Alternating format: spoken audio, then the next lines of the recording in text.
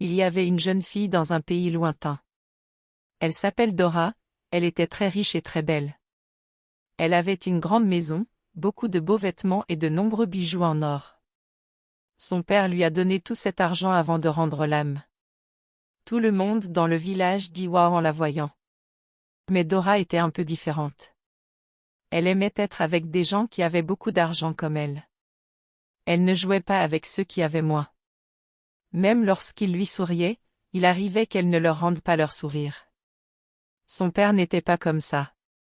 Il était gentil avec tout le monde et partageait son argent. Les gens l'aimaient beaucoup. Ils aiment aussi Dora malgré tout, espérant qu'elle sera un jour comme son père. Dora ne pensait pas à se marier. Un jour sa mère lui a dit, « Dora, tu ne rajeunis pas, trouve quelqu'un pour te marier. » Mais Dora secouait la tête. Elle a dit, « Non, je veux quelqu'un de très spécial. Il doit avoir plus d'argent que moi, être super gentil et n'avoir jamais été marié. » Les gens murmuraient, « Qui cela pouvait-il être?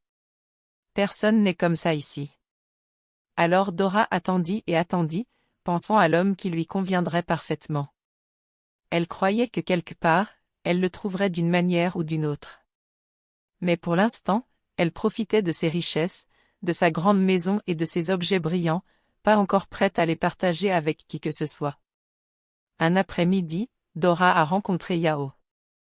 Yao venait d'un autre village pas trop loin, il était riche tout comme Dora.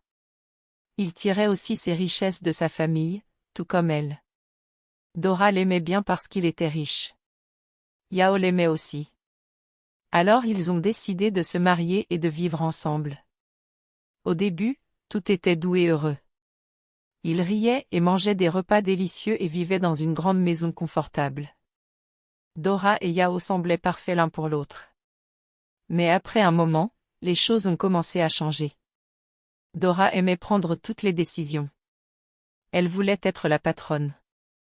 Quand Yao dit « Faisons ceci ou cela », Dora répond souvent « Non, nous le faisons à ma manière ». Elle pensait que parce qu'elle était riche et un peu plus âgée, elle devrait diriger.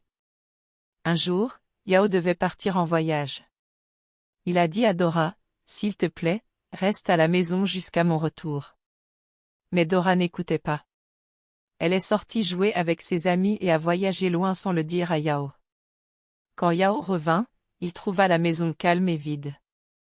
Il se demandait « Où est Dora ?» La bonne lui a répondu « Elle est partie s'amuser avec ses amis. » Yao a attendu 1 jour, 2 jours, 3 jours. Puis Dora est revenue. Yao était très contrarié. « Où étais-tu allé ?» Il a demandé. Dora n'aime pas ce genre de questions. « Pourquoi veux-tu savoir ? » « Je peux aller où je veux, » dit-elle. Ils se disputèrent longuement et haut. Yao lui dit, « Tu devrais me respecter. Je suis toujours le chef de cette maison. » Mais Dora n'était pas d'accord. Elle était en colère. « Je n'ai pas besoin de t'écouter. Aucun homme ne peut contrôler ma vie, » dit-elle. Et sur ce, Dora a fait ses valises et est retournée dans son propre village, laissant derrière elle Yao et sa maison. Elle était de nouveau célibataire, de retour dans sa grande maison, pensant à ce qui s'était passé. Les gens du village chuchotaient à propos de Dora et de Yao, se demandant ce qui allait se passer ensuite. La mère de Dora était triste aussi. Elle a dit, « Aucun mariage n'est parfait, Dora. » Mais Dora ne voulait pas l'entendre. Elle pensait qu'elle trouverait simplement un autre homme, un homme meilleur cette fois. Après avoir quitté Yao, Dora a rencontré Kofi. Kofi n'était pas riche comme Yao ou Dora, mais il avait un grand cœur. C'était l'homme le plus gentil du village. Dora pensa, « Eh bien, il est très attentionné. C'est une chose que je voulais. » Dora et Kofi ont donc décidé de se marier. Comme Kofi n'était pas aussi riche, il a dû emménager dans la grande maison de Dora. Il faisait tout pour rendre Dora heureuse.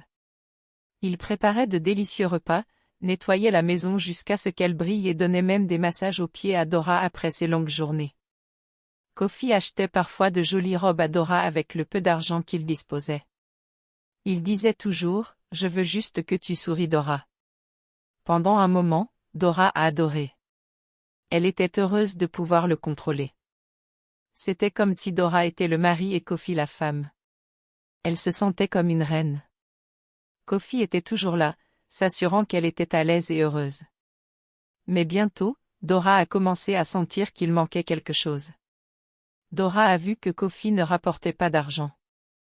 Il passait ses journées à s'assurer qu'elle était heureuse. Mais la grande maison et les choses brillantes avaient besoin d'argent pour rester.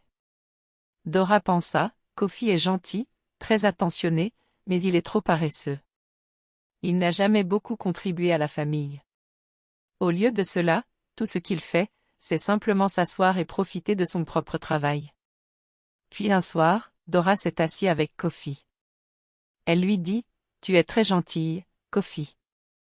Mais la gentillesse ne remplit pas nos marmites de nourriture ni ne garde cette maison. » Kofi se sentait triste. Il voulait rendre Dora heureux. Mais il ne savait pas comment faire sans argent. La mère de Dora lui a parlé. « Dora, tu dois choisir. Veux-tu la gentillesse de Kofi ou quelqu'un qui rapporte de l'argent? Un homme qui a autant de temps pour s'occuper jour et nuit aurait à peine beaucoup de temps pour travailler, ma chère. » Dora réfléchit longuement. Finalement, dit-elle, j'ai besoin de plus que de la gentillesse. Alors Dora a dit à Kofi, tu dois partir. Tu n'es pas le mari dont j'ai besoin. Kofi était très triste, mais il a fait ses valises et est parti. Dora était de nouveau seule. Elle avait tout ce qu'elle voulait dans sa grande maison. Mais elle n'était pas contente. La gentillesse de Kofi lui manquait mais elle n'en voulait plus. Les villageois chuchotaient, Dora a renvoyé un autre mari. Que va-t-elle faire maintenant? Après le départ de Kofi, Dora s'est sentie un peu seule. Mais ensuite elle a rencontré Kolo. Kolo était comme un rêve. Tout ce qu'elle avait voulu chez un homme, il était beau. Il était riche. Très riche. Il était également gentil et attentionné et il n'avait jamais été marié. Dora pensa, waouh, Kolo est tout simplement parfait. Dora et Kolo se sont donc mariés et il semblait que Dora avait enfin trouvé son partenaire idéal. Kolo était tout ce que Dora voulait. Il lui achetait de belles choses, l'emmenait dans des endroits amusants et s'assurait toujours qu'elle souriait. Ils dansaient, riaient et leur maison était pleine de joie. Dora s'est sentie très chanceuse. Mais, après un certain temps, les choses ont recommencé à changer.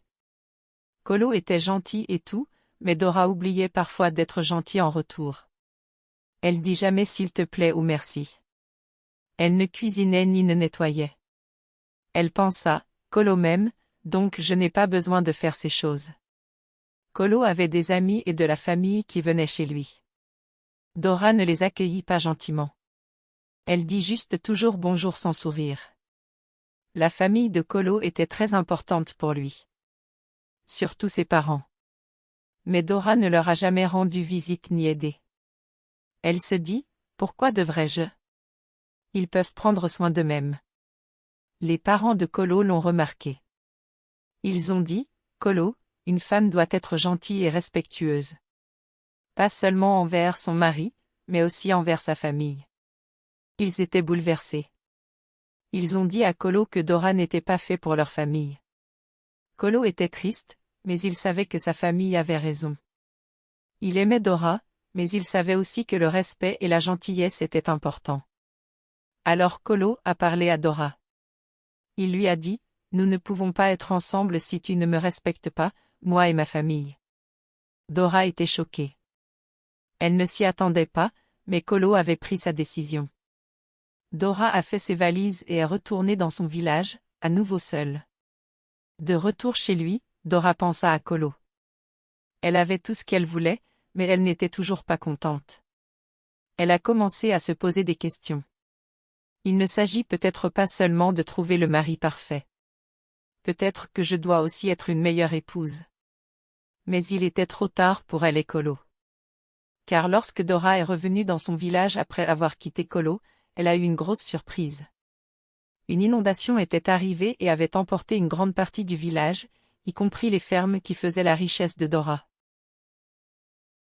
Du coup, Dora n'avait plus tout son argent. Sa grande maison ne paraissait pas si grande quand il n'y avait pas de nourriture à manger ni d'argent à dépenser. Dora et sa mère ont dû quitter leur grande maison. Elles ont emménagé dans une petite hutte, bien plus petite que partout où Dora avait jamais vécu. Au début, Dora s'est sentie très triste. Son lit moelleux, ses objets brillants et ses beaux vêtements lui manquaient.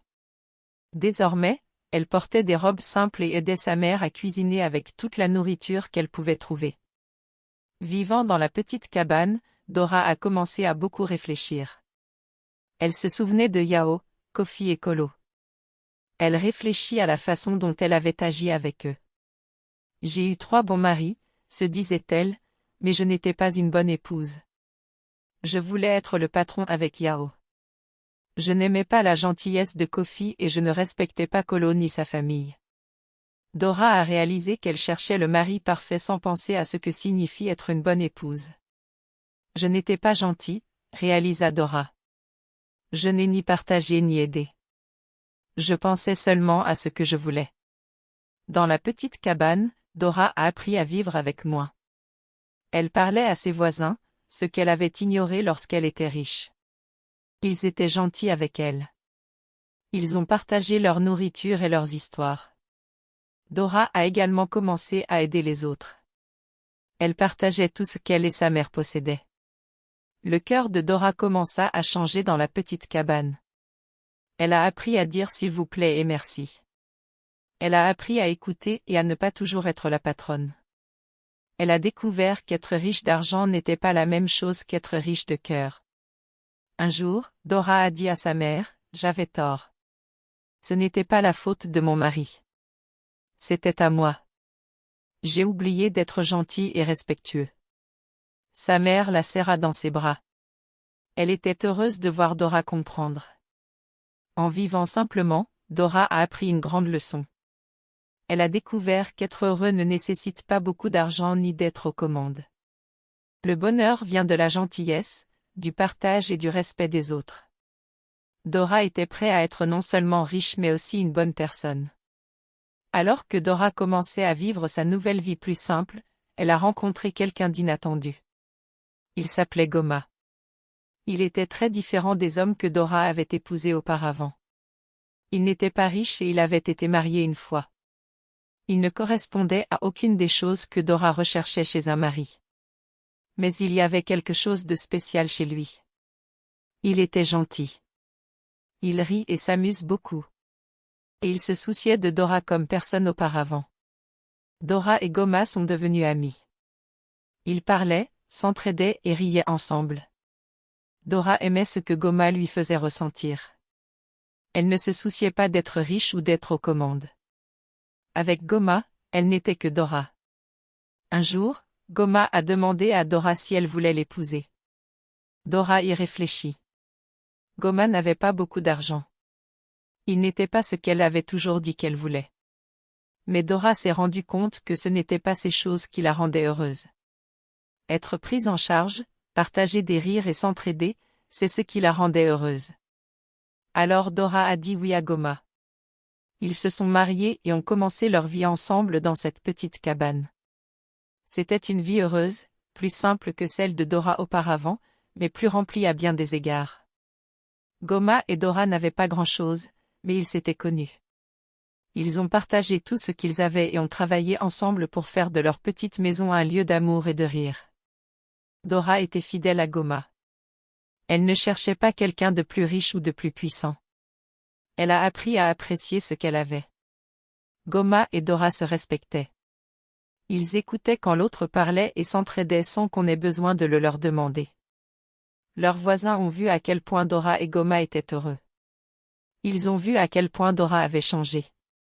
Elle était plus gentille, elle souriait davantage et elle aidait les autres. Dora avait grandi. Elle a appris que le bonheur ne vient pas du fait d'avoir le plus d'argent ou d'être aux commandes. Le bonheur vient du fait de partager la vie avec quelqu'un qui se soucie de vous, d'être gentil et d'être satisfait de ce que vous avez. Le mariage de Dora et Goma ne ressemblait pas aux histoires de richesse et de palais. C'était une histoire de vrai bonheur, trouvée dans une petite cabane, avec des vêtements et une nourriture simple. Mais c'était leur histoire, et elle était remplie d'amour. Dora a finalement trouvé ce qu'elle cherchait, non pas dans la richesse ou le pouvoir, mais dans un cœur qui correspondait au sien. Dans le calme d'une belle soirée, Dora était assise devant sa petite cabane, regardant les étoiles. Elle pensa à son long voyage, depuis l'époque où elle vivait dans une grande maison avec beaucoup de choses brillantes jusqu'à aujourd'hui. Vivant simplement avec Gomain, son cœur était plein. Dora se souvient qu'elle pensait autrefois qu'avoir un mari riche, attentionné et jamais marié la rendrait heureuse. Elle avait épousé Yao, Kofi et Kolo, cherchant le bonheur dans ce qu'il pouvait lui donner ou dans ce qu'il lui faisait ressentir. Mais à chaque fois, il manquait quelque chose. Ce n'est que lorsque tout a changé, jusqu'à ce qu'elle ait perdu sa richesse et vécu une vie plus simple, que Dora a trouvé le vrai bonheur. Avec Gomain, Dora a appris que le bonheur ne consistait pas à être riche ou à diriger. Le bonheur était une question de partage, de compréhension et d'amour. Elle a appris qu'aucun mariage n'est parfait. Chaque relation a ses défis. Mais c'est la manière dont vous relèverez ces défis ensemble qui compte. Il s'agit de se comprendre, de faire des compromis et d'être là les uns pour les autres. Dora a réalisé ses erreurs. Elle a vu qu'elle recherchait la perfection chez son mari sans être disposée à lui donner la même chose en retour. Elle a compris qu'un mariage heureux ne consiste pas à trouver quelqu'un qui répond à tous vos critères, mais à construire une vie ensemble, où les deux partenaires se sentent valorisés et aimés. Alors que Dora regardait les étoiles, elle se sentait reconnaissante pour son voyage. Cela lui avait appris le vrai sens de l'amour et du bonheur. Elle était reconnaissante envers Gomain, pour son amour et pour la vie qu'ils partageaient ensemble. La morale de l'histoire de Dora est claire. Aucun mariage n'est complet à 100. Ce qui rend un mariage parfait n'est pas de trouver la personne parfaite, mais de trouver quelqu'un avec qui vous pouvez grandir, comprendre et faire des compromis pour construire une relation amoureuse solide. Le bonheur ne vient pas de la recherche de la perfection chez les autres, mais de l'appréciation de ce que vous avez et de l'amour et de la compréhension que vous partagez ensemble. L'histoire de Dora nous rappelle que la clé d'une vie heureuse et d'un mariage heureux ne réside pas dans la richesse ou le statut de votre partenaire mais dans le respect amoureux et la compréhension que vous partagez. Et c'est finalement la chose la plus précieuse de toutes. J'espère que vous avez apprécié l'histoire. Si tel est le cas, aimez la vidéo, partagez-la avec votre famille et vos amis, commentez-la et n'oubliez pas de vous abonner à la chaîne et d'activer la cloche de notification pour des histoires plus enchanteresses comme celle-ci. Au revoir.